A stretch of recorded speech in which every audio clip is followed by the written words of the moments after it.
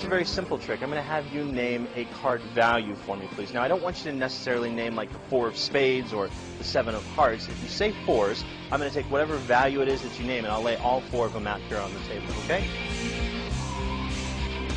That's the club, that's the heart, that's the spade, and that's the diamond, okay? Greg, if you don't mind helping me here.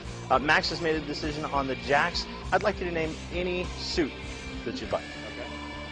Clubs. Clubs. That's these ones right here.